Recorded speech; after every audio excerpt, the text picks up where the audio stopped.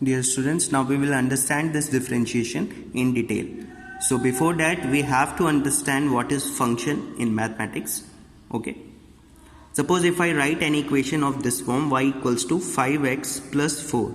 Then you see clearly there are two variables involved, the variable x and the variable y. Here this x is independent to take any values, so we call this variable as independent variable. But this variable y is actually depends upon this variable, so we call this y a dependent variable. Hence y depends on x. This y is actually depends on x. But in calculus we say like this: y is a function of x.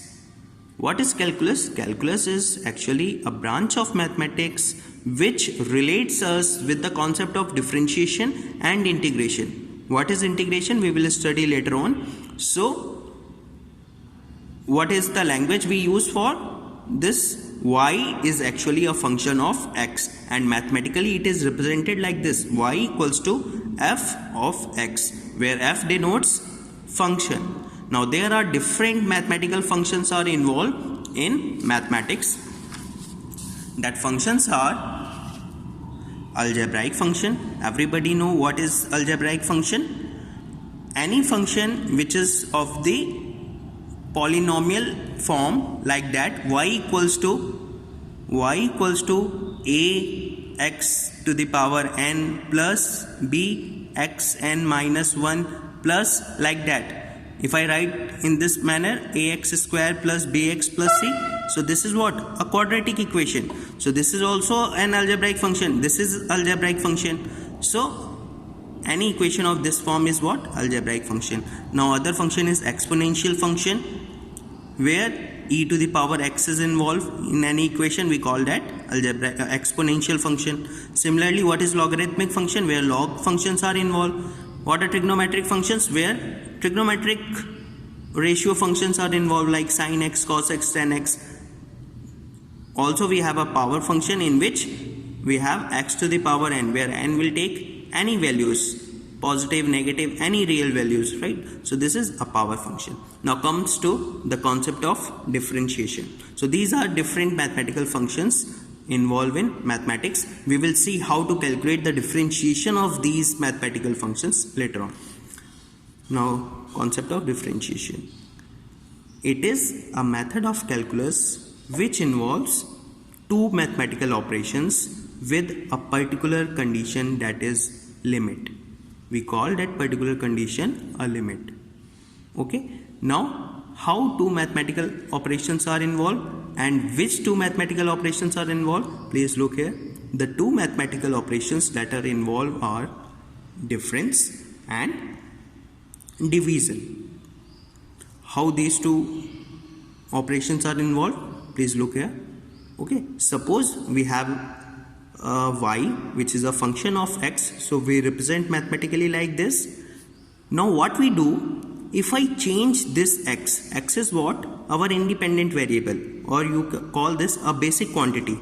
Okay, so if I change this x by delta x, or you can say if I increase this x by a very small quantity, delta x, then this is the initial value of x, then x changes to x plus delta x. Now you see this y is actually depends upon this x, because y is a function of x. So if you change x, definitely the value of y will change. So suppose the change in y is delta y, then initially y was y, so now it becomes y plus delta y. But please note, the change in delta x is not necessarily equals to the change in delta y. This is not necessary. Sometimes maybe this change in x is equals to change in y, that is delta x equals to delta y, but most of the time this delta x is not equals to delta y. For that, look at the example. For example, if we have a body which is accelerating with an acceleration of 5 meter per second square, then I can say, let's say at time t equals to 1 second, the acceleration acquired by that body is 5 meter per second. Now when time t changes to 1 second, that means after 1 second it becomes 2 seconds. Let's say the acceleration acquired by the body is 10 meter per second square. So how much is the change in acceleration? 5 meter per second square. But how much is the change in time? Only 1 second. So we can say this delta x is not necessarily equals to delta y. Most of the time this is not equals to delta y. Now what is differentiation? So mathematically or in calculus we represent this differentiation in this form: the ratio of change in function to the change in basic quantity with a particular limit. Okay, what is that limit and how to put that limit we will see in detail in the next lecture, but this is what the ratio of change in function to the change in basic quantity. How you calculate change in function? After changing the value, this function becomes y plus delta y. This is our final function, this is initial function.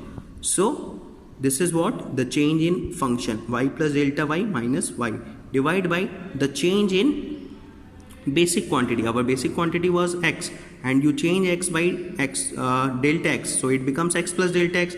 So this is the final value of x, final minus initial, final minus initial. X and x will cancel out. Similarly y and y also cancel out with a limit.